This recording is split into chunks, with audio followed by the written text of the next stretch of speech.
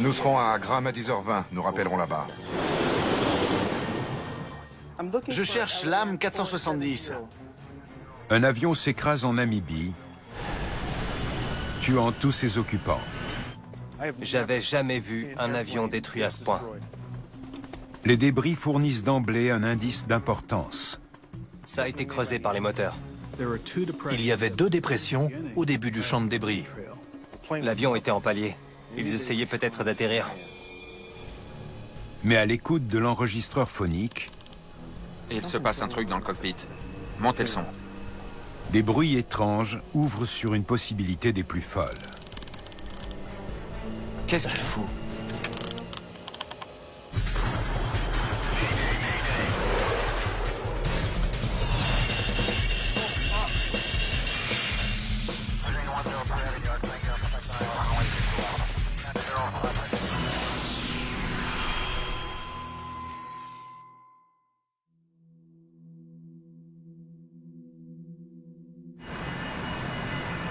Aéroport international de Maputo, au Mozambique. Autobreaks sur TRO. Autobreaks réglé. Confirmé config décollage. Configuration décollage confirmée. Prêt au décollage. Lame 470 paré au décollage. L'âme 470, vous êtes autorisé au décollage.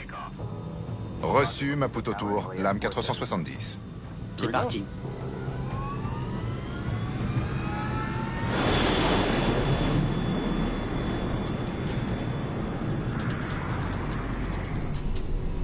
Vario positif. Rentrée de train. Train rentré. À 49 ans, Herminio dos Santos Fernandes est aux commandes du vol 470 de Linhas Aéreas J Moçambique. Il est l'un des pilotes les plus expérimentés de la compagnie. Volet réglé à 0. Volet 0 degré. Son OPL a 24 ans et débute sa carrière. L'association d'un commandant chevronné est déjà bien installée, avec un jeune copilote, est tout ce qu'il y a de plus normal. Pilote automatique. PA engagé. Au bout de 20 minutes, l'avion atteint son altitude de croisière de 38 000 pieds, soit 11 600 mètres. Pour rallier Luanda en Angola, l'appareil va survoler l'Afrique du Sud et le Botswana. La durée de vol est de 4 heures. L'âme a été fondée en 1980 en remplacement de la DETA qui date de 1936. C'est une compagnie bien établie. Elle dessert surtout le continent africain avec une flotte de 6 ou 7 appareils. Ce vol direct entre le Mozambique et l'Angola est crucial pour de nombreux passagers. Ces 2 pays sont lusophones et commercent beaucoup ensemble. Il y a énormément de touristes et d'hommes d'affaires qui voyagent entre ces 2 pays, surtout à cause d'un passé colonial portugais commun.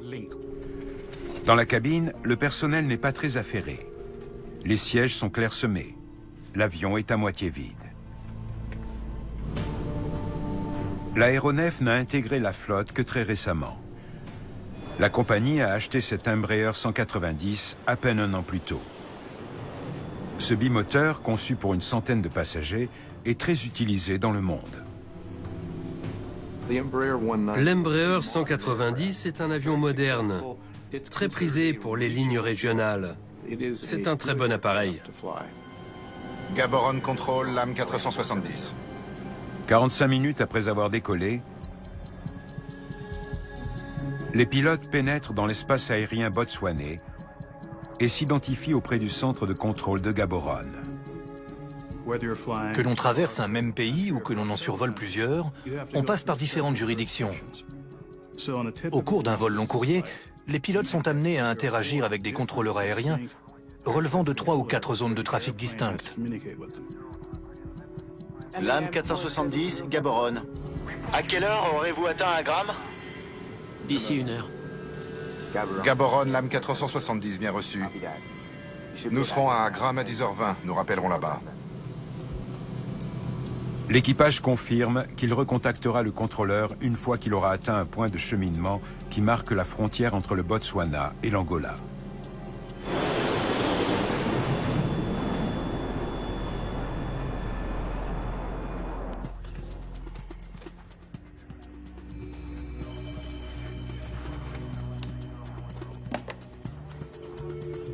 Une heure s'est écoulée depuis la dernière liaison radio avec le vol 470. L'avion devrait être tout près de l'Angola. Le contrôleur de Gaborone envoie de nouvelles instructions. Lame 470, Gaborone. Continuez avec Luanda Control, fréquence 88 décimale 88.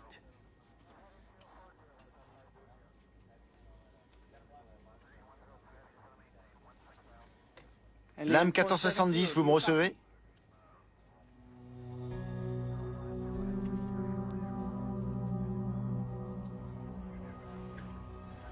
L'appel reste sans réponse.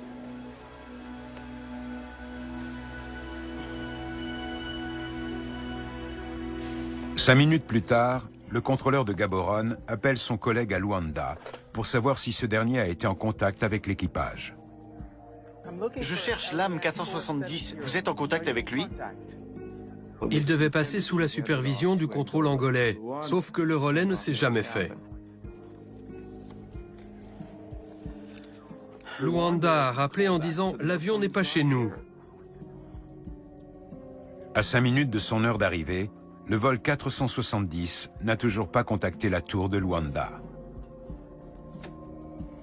Vous n'avez aucune nouvelle?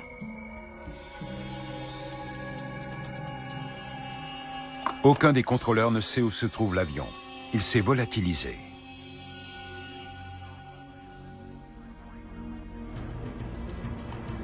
L'émetteur de localisation d'urgence de l'appareil n'a envoyé aucun signal de détresse, ni même aucun signal tout court. Les bureaux d'enquête des 3 pays où pourrait se trouver l'avion sont alertés: le Botswana, l'Angola et la Namibie. Le dernier contact remonte à 9h19. Commençons par là. Des enquêteurs de chacun des pays vérifient les écho-radars enregistrés afin de pister l'appareil porté disparu.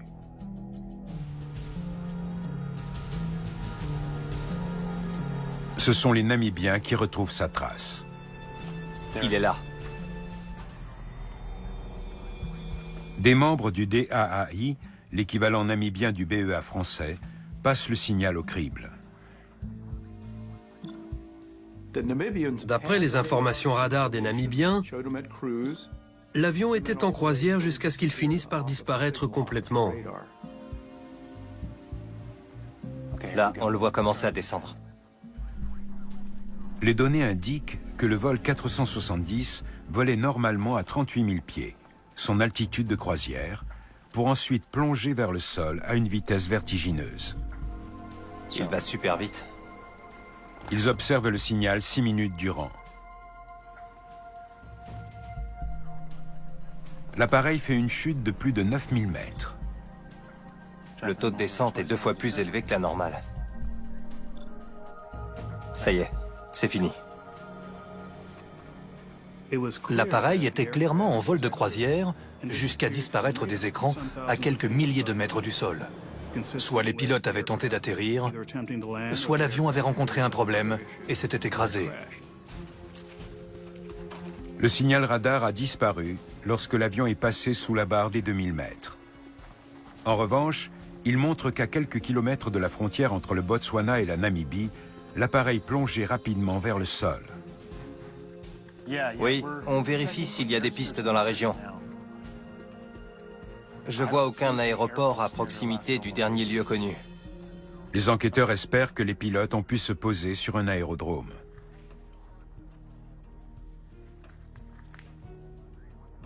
Cet appareil a rencontré une situation d'urgence.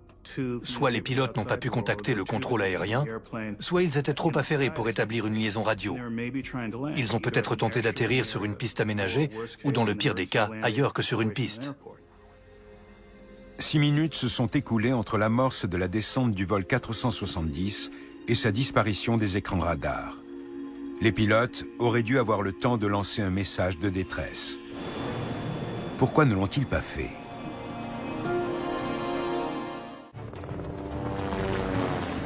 Une équipe aérienne de sauvetage est déployée pour retrouver le vol 470 de la compagnie nationale mozambicaine.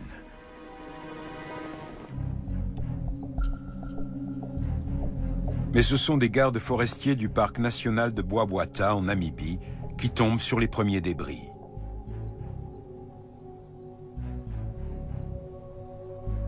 C'est bien l'embrayeur recherché.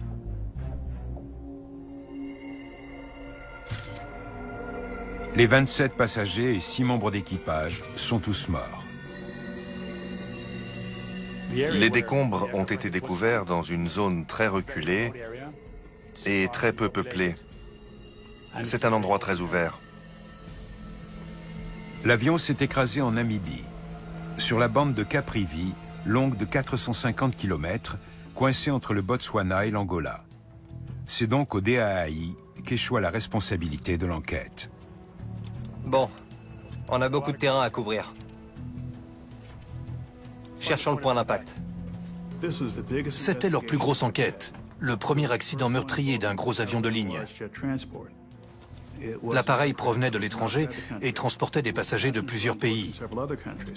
Le côté international de l'enquête était une pression supplémentaire sur leurs épaules. J'avais jamais vu un avion détruit à ce point.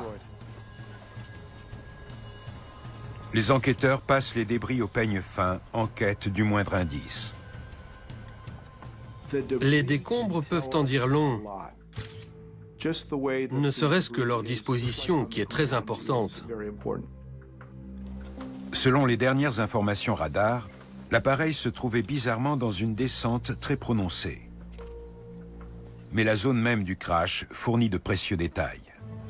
L'avion est arrivé par là. Et il allait dans cette direction, vers Luanda. Le vol 470 faisait cap vers sa destination. Il n'a donc pas dévié de sa trajectoire. Les enquêteurs cherchent d'autres indices pour tenter d'en apprendre davantage. Aileron droit. Note-le. Sur le terrain, les enquêteurs s'emploient à déterminer si certaines parties bien particulières de l'avion, comme les saumons d'ailes, le nez et la queue, se trouvent au niveau du champ principal de débris. Volet gauche. En cas de dislocation en vol, ce sont ces morceaux qui auront tendance à se détacher en premier. Toutes ces pièces ont été retrouvées, signe que l'avion était intact au moment de percuter le sol. 2 tranchées similaires sont situées au niveau du point d'impact initial. Mesure-moi ça. Il y avait 2 dépressions au début du champ de débris. «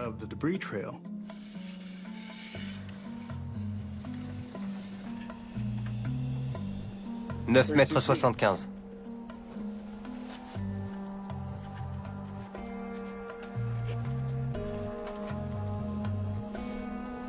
C'est l'écart entre les deux moteurs. La distance entre les deux équivalait à l'écart entre les réacteurs. C'est les mêmes. L'avion était en palier. Les enquêteurs en ont conclu que les ailes étaient à l'horizontale. C'est un détail capital qui permet d'établir la façon dont l'avion a frappé le sol.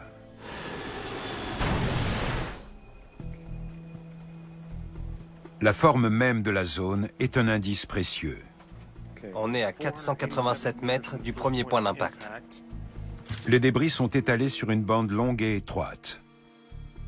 Un champ de débris aussi étalé et un appareil autant désintégré indiquent 2 choses. Une vitesse verticale très élevée au moment de l'impact et une vitesse de déplacement très importante pour obtenir une telle dispersion des décombres. En revanche, ça ne veut pas forcément dire que l'appareil était hors de contrôle. Une possibilité est alors envisageable.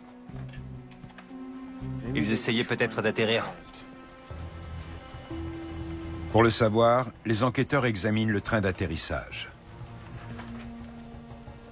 Les pneus n'ont pas éclaté. Les bandes de roulement ne sont pas endommagées. Pas de crevaison. Ils étaient rentrés. C'était pas un atterrissage d'urgence. Les enquêteurs tiennent là leur premier indice tangible sur l'action des pilotes. L'équipage a pris la décision de ne pas sortir le train, soit parce qu'ils ne voulaient pas, soit parce qu'ils ne pouvaient pas. S'ils n'ont pas tenté d'atterrir, pourquoi est-ce qu'ils allaient aussi vite?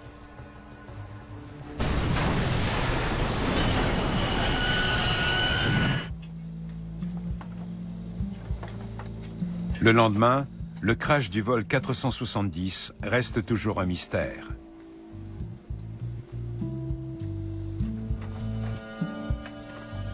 Les enquêteurs namibiens placent tous leurs espoirs dans les boîtes noires. La manipulation des enregistreurs doit être minutieuse et méthodique. Il faut de l'expérience. Il faut bien savoir ce que l'on fait pour éviter à tout prix d'endommager ou de détruire les données qu'ils renferment. Les boîtes noires sont abîmées et envoyées en laboratoire.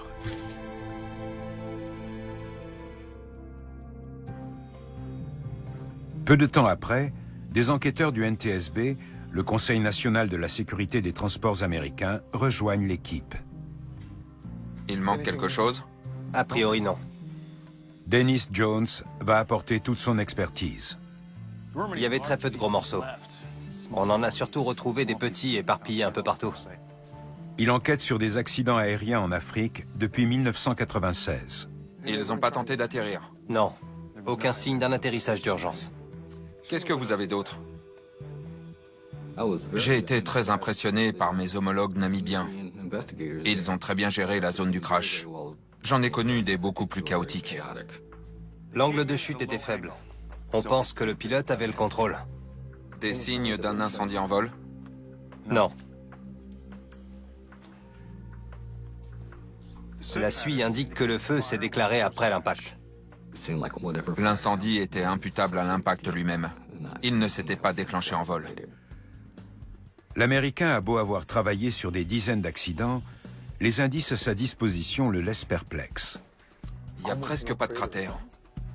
L'absence de gros cratères dans le sol laissait à penser que le pilote maîtrisait à peu près son avion. La constatation est déconcertante. Si les pilotes contrôlaient leur appareil, pourquoi se sont-ils écrasés? On n'a écarté aucune hypothèse. Encore fallait-il trouver les preuves des scénarios plausibles. On était peut-être passé à côté de quelque chose.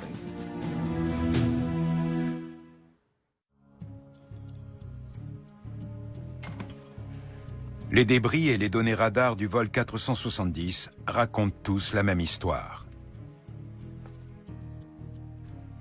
On a acté le fait qu'il s'agissait d'un impact à haute énergie, vu la désintégration subie par l'Embraer. Au vu de la vitesse vertigineuse à laquelle l'avion descendait, les enquêteurs s'interrogent sur une possible panne des moteurs. Lorsqu'un réacteur est en marche, les rotors tournent à mesure que l'air pénètre à l'intérieur.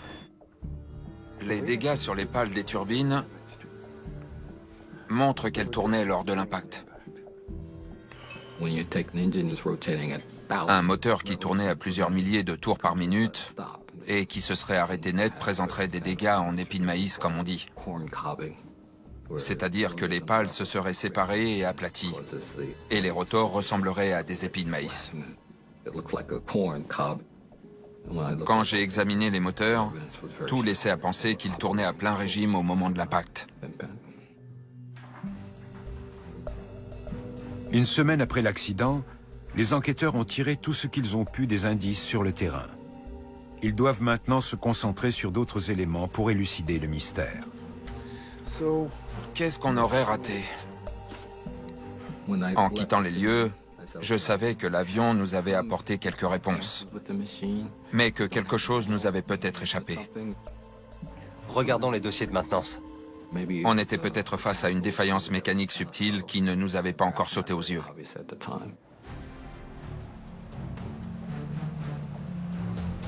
Les enquêteurs rentrent dans les bureaux du DAAI à Windhoek, la capitale namibienne. C'est la dernière inspection? Apparemment. Ils se penchent d'abord sur la gestion des appareils de la compagnie.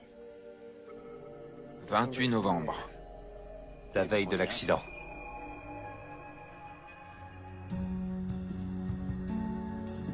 Tout semble avoir été fait dans les règles. L'Embraer 190, qui avait été acheté neuf un an plus tôt, était en parfait état. Ces dossiers de maintenance étaient excellents. La compagnie en prenait bien soin. Ouais, il n'y a rien qui clochait dans cet avion. Aucun gros système n'avait subi de réparations récentes. Aucun examen de maintenance d'importance n'avait été repoussé. L'avion avait été inspecté minutieusement la veille de l'accident. C'est parti. Aucun élément ne venait montrer que l'aéronef avait un quelconque problème lorsqu'il a décollé.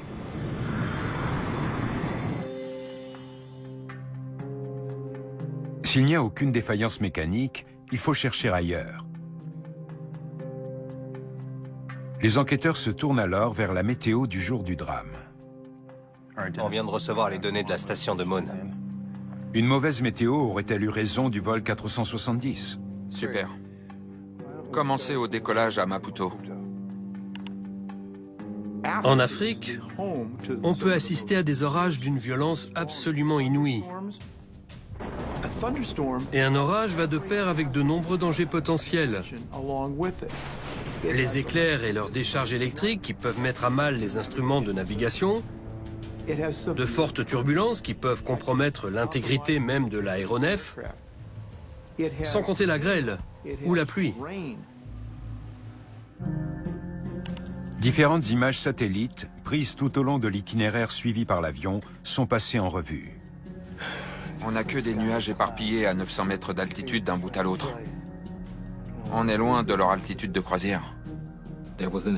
On n'a trouvé aucun phénomène météo qui puisse expliquer pourquoi l'avion était tombé du ciel. Côté vent, ça donne quoi? Il n'a pas dépassé les 11 nœuds.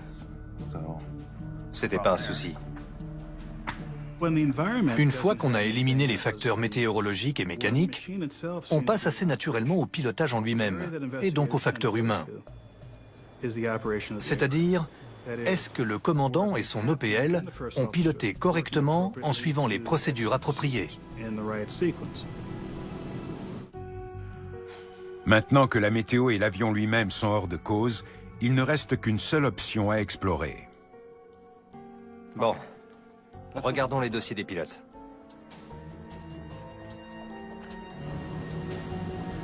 L'équipage est-il responsable du crash du vol 470?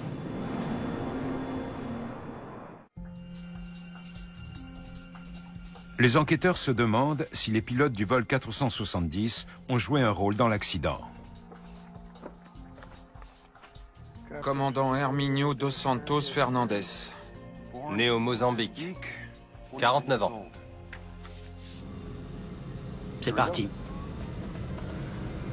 Le commandant connaissait-il bien l'Embraer 190?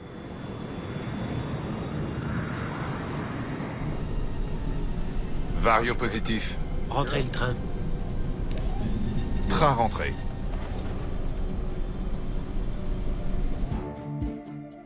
Son dossier est épluché. On cherchait un élément qui pouvait montrer une dégradation de ses performances de pilotage. Le commandant Fernandez avait une formation solide. 2500 heures sur l'Embraer 190. 9000 heures de vol au total. Et une très grande expérience. Malcolm Brenner a apporté son expertise en psychologie des pilotes aux enquêteurs. Le commandant jouissait d'une excellente réputation. Pas un seul accident ou incident à déplorer. Il n'avait aucun souci de santé. Tous ses dossiers étaient à jour. L'OPL était jeune mais cumulait plus de 1000 heures de vol. Il formait une bonne équipe. Ouais. Volet réglé à 0. Volet 0 degré. C'est monnaie courante d'avoir un commandant chevronné aux côtés d'un OPL un peu plus vert.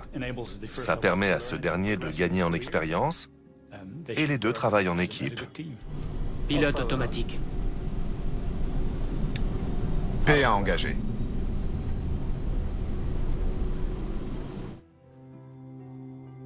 Les enquêteurs ont épuisé tous les scénarios possibles sans rien trouver. L'accident demeure un mystère. Des nouvelles des boîtes noires? Toujours pas. Je demanderai. D'accord. 2 semaines après l'accident, l'enregistreur phonique et celui des paramètres de vol sont prêts à être analysés à Washington. On avait hâte de voir ce qu'ils allaient nous révéler et la stratégie à adopter pour la suite. C'est bon, allez-y. Gaborone contrôle, lame 470. Lame 470, Gaborone. À quelle heure aurez-vous atteint Agram? D'ici 1 heure. Gaborone, lame 470, bien reçu. Nous serons à Agram à 10h20, nous rappellerons là-bas. À l'écoute des échanges, un élément vient piquer la curiosité des enquêteurs. C'était un vol de routine. Jusqu'à ce que le copilote se lève pour aller aux toilettes. Je vais faire un tour aux toilettes. Vous avez les commandes? J'ai les commandes.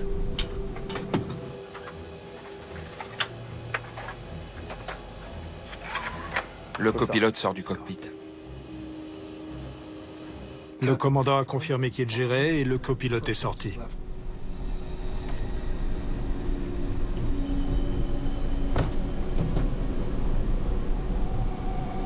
À partir de là, le silence s'est installé.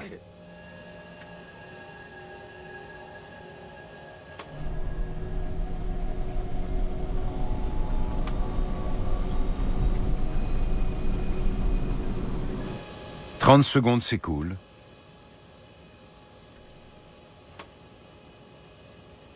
Une minute. 6 minutes de quasi-silence sont enregistrées. Tout ce qu'on entendait était normal.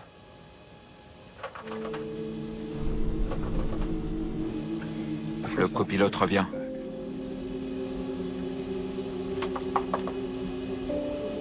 Et puis, on a toqué à la porte.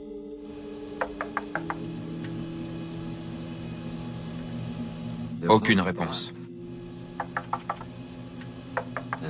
Les tapes à la porte ont alors repris de plus belle. La porte du cockpit reste fermée. Le copilote voulait entrer, mais le commandant ne répondait pas. En vol, la porte d'un poste de pilotage se verrouille automatiquement. Il faut un code pour la rouvrir de l'extérieur. Mais dans ce cas précis, le code ne fonctionne pas et le commandant ne répond toujours pas. Il s'est peut-être assoupi. Il est peut-être dans les vapes. Peut-être qu'en frappant, il finira par se réveiller et il m'ouvrira.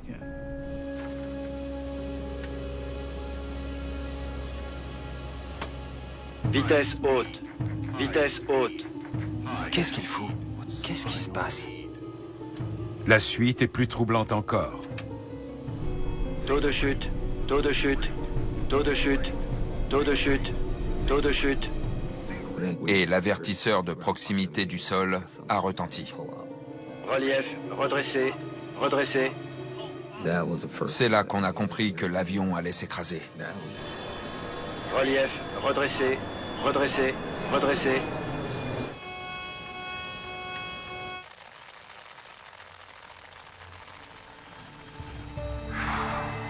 C'est l'hébétude générale. C'est plus qu'anormal. C'est totalement étrange. On ne s'attend pas à avoir un pilote qui refuse l'entrée au cockpit à son collègue. Qu'est-ce qui est arrivé au commandant? L'OPL a frappé à la porte sans jamais obtenir de réponse. Et ensuite, l'avion s'est écrasé. Qu'est-ce qui s'est passé?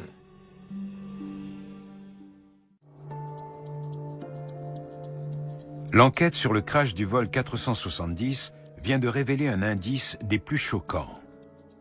Le copilote est resté enfermé à l'extérieur du cockpit pendant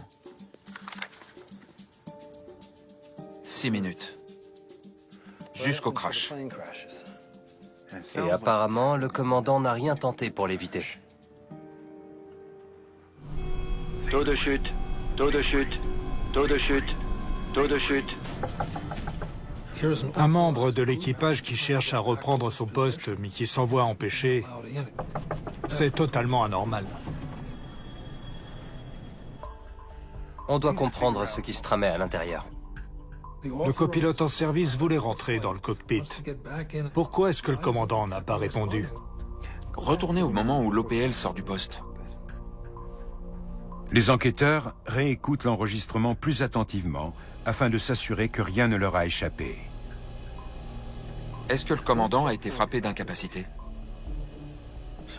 L'incapacité subtile est un état où la personne semble en état normal, physiquement et mentalement, mais dont les performances sont altérées. Je vais faire un tour aux toilettes. Vous avez les commandes? J'ai les commandes. Isolez le micro du commandant et montez le son. La personne frappée d'incapacité a du mal à réfléchir. Elle bouge plus lentement, elle est moins adroite. L'hypoxie, c'est-à-dire le manque d'oxygène, peut être une des causes. On l'entend respirer. Ça n'empêche pas l'incapacité.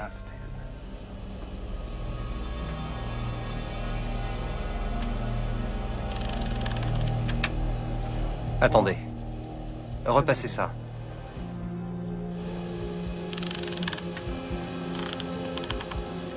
Il se passe un truc dans le cockpit.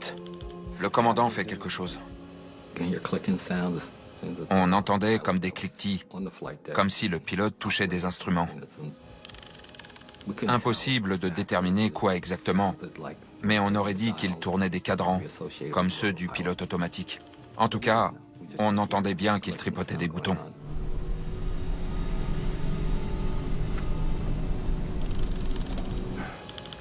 Il bouge, c'est sûr. On entendait des mouvements, donc pour nous, il était conscient. Qu'est-ce qu'il fabrique? Il rentre des commandes. Le plus troublant, c'est ce qu'on n'entendait pas. Le commandant n'a pas prononcé un seul mot. Il ne s'est jamais adressé à son copilote, il n'a jamais pris la radio, il ne s'est pas dit quoi que ce soit à lui-même. Il s'était muré dans le mutisme. L'hypothèse qui s'impose alors est terrible. Au bout du compte, les enquêteurs ont compris qu'il s'agissait d'un acte délibéré de la part du commandant. Le fait qu'il entre des commandes et qu'il refuse de laisser revenir son copilote dans le poste force les enquêteurs à envisager la possibilité la plus effroyable qui soit, celle d'un acte volontaire.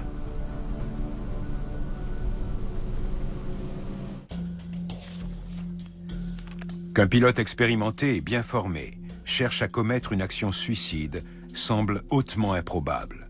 Avant de pouvoir valider cette hypothèse, il faut écarter toutes les autres. On ne connaissait ni le profil de l'appareil, ni ses mouvements. Une fois ces informations en notre possession, on allait pouvoir les corréler avec l'enregistreur phonique. On est bien d'accord que les données de vol confirment que l'avion n'avait aucun problème? Avant de considérer sérieusement la piste d'un acte délibéré, il faut s'assurer que tous les autres scénarios n'expliquent pas l'accident. Toutes les conditions étaient normales. Aucune défaillance mécanique détectée. D'accord. Il nous reste l'acte délibéré. Revoyons ce qui s'est passé quand l'OPL est sorti. Si le commandant a entré des commandes dans l'ordinateur de bord, elles apparaîtront dans les données. On peut isoler ces 4 paramètres? Ces actions dépeignent un comportement qui fait froid dans le dos. Le copilote quitte le cockpit. Quelques minutes plus tard, le commandant effectue des changements.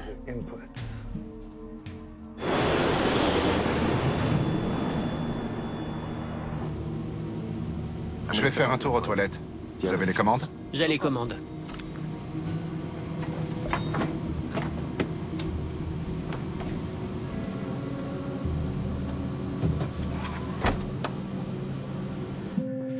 Trois minutes après le départ du copilote, l'altitude est réajustée à 3 reprises pour demander à l'avion d'aller à 180 mètres au-dessus du niveau de la mer. C'est les cliquetis qu'on a entendus.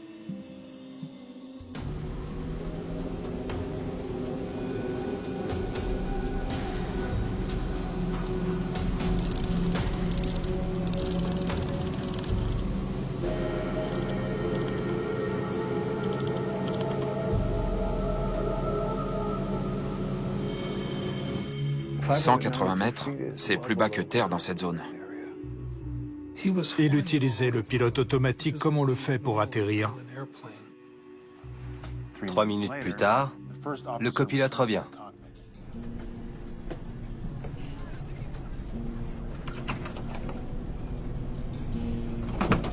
Mais le commandant ne déverrouille pas la porte. Il a sans doute annulé le code. Dans le cockpit de l'Embraer 190, un bouton permet au pilote d'annuler le code de la porte pour la garder fermée à clé. Ensuite, il désengage l'automanette et amorce la descente. La puissance a été réduite. Les manettes de gaz sont restées sur neutre. C'est le genre d'action que l'on fait lorsqu'on descend sur l'aéroport de destination. Il commandait au pilote automatique de faire s'écraser l'avion.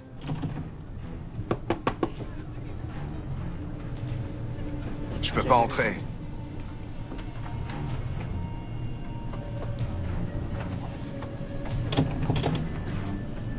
Évitons d'inquiéter les passagers. Le copilote veut rester discret. Commandant, tout va bien? Il faut éviter toute panique à bord. Pendant que le copilote tambourine à la porte, le commandant fait une dernière chose. Il déploie l'aérofrein. L'aérofrein soulève les spoilers. Déployer les spoilers contrevient à toute procédure normale. Les aérofreins augmentent la vitesse verticale de l'avion. L'Embraer descendait à environ 1500 mètres par minute. Au bout d'une minute, après avoir sorti les aérofreins, la descente était à son maximum, à 3000 mètres par minute.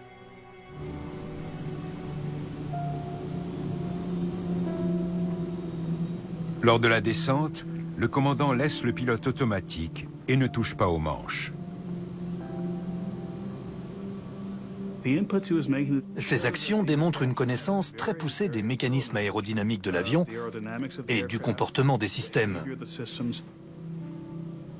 Il a cherché à obtenir une descente régulière et fluide de l'altitude de croisière jusqu'au sol. Relief redressé. Tout ce que le commandant a fait n'avait qu'un seul objectif, faire s'écraser rapidement l'avion. Commandant!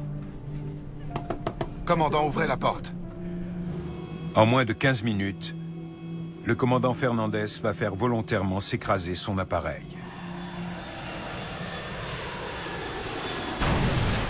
C'était un acte délibéré.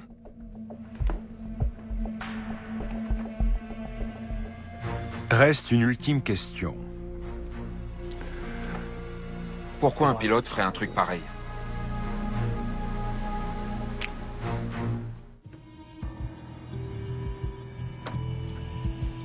Le commandant Herminio dos Santos Fernandez était un pilote aguerri au sein d'une des meilleures compagnies africaines. Qu'est-ce qui l'a conduit à descendre de 38 000 pieds pour faire s'écraser le vol 470?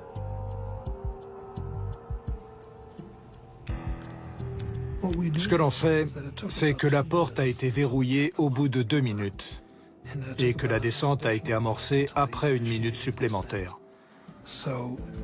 Pendant ce laps de temps, on peut supposer qu'il a réfléchi à sa vie et à sa volonté de faire ce qu'il était en train d'accomplir.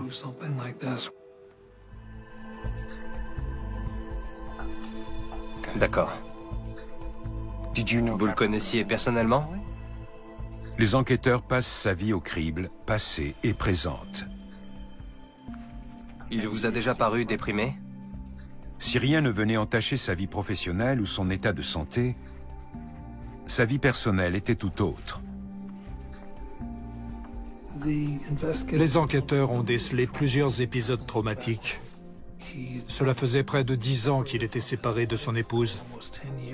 Mais la procédure de divorce n'avait toujours pas abouti. Des problèmes cardiaques?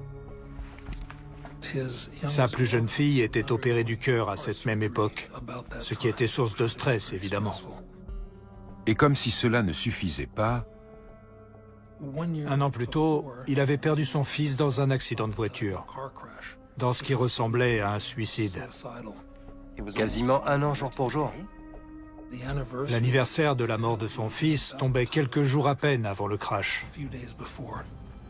C'est quelque chose qu'il avait en tête, sans aucun doute. Commandant Fernandez, ravi de vous retrouver. Bonjour. La dernière chose qui se produit n'est pas la cause. C'est plutôt l'élément qui va précipiter le déclenchement du piège qui était de plus en plus tendu. Il y a du soleil. Belle journée pour voler. Oui, belle journée.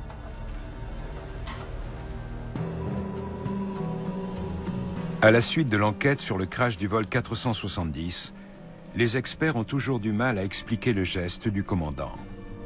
Je suis dans l'impossibilité de dire quel poids certaines circonstances de sa vie ont eu sur sa décision lors de ce vol. Les preuves ne nous permettent pas de dire si c'est quelque chose qui a été mûrement réfléchi ou si c'est quelque chose qu'il a décidé sur le moment. Il est aussi très compliqué de déterminer ce qui pourrait empêcher un tel acte irrationnel de se reproduire. Je vais faire un tour aux toilettes. Vous avez les commandes? J'ai les commandes. Pour des raisons de sécurité, la présence de 2 personnes dans un cockpit est essentielle. C'est la fameuse règle des 2 personnes. La compagnie mozambicaine était en avance sur son temps. Elle avait édicté une règle qui voulait qu'une personne ne pouvait pas rester seule dans le poste de pilotage. Mais à cette époque, elle n'était pas suivie. S'il y avait eu quelqu'un avec lui, peut-être qu'il aurait parlé et qu'il aurait pu être dissuadé. Mais les circonstances tragiques du crash du vol 470 et de la mort de 33 personnes est loin de faire la une des journaux à l'étranger.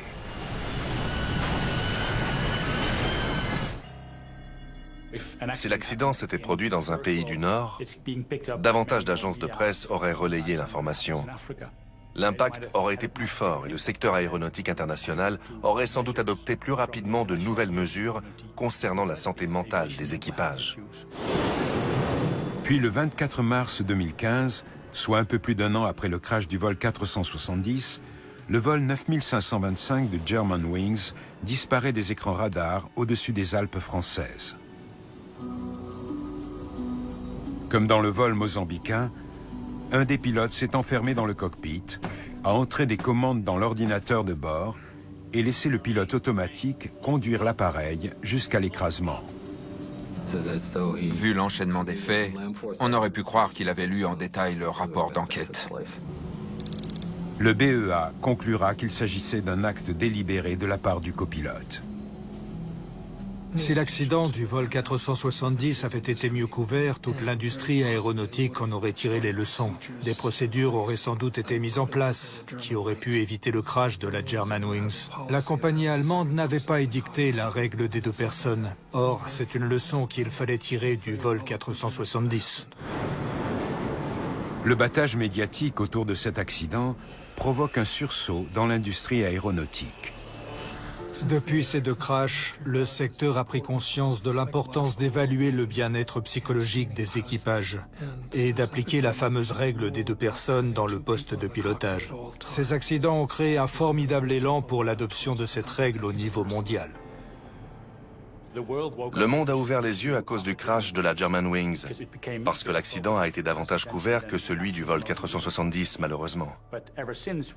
Depuis, c'est tout le milieu qui travaille sur ces problématiques de santé mentale dans le but d'éviter que d'autres accidents du même genre se reproduisent.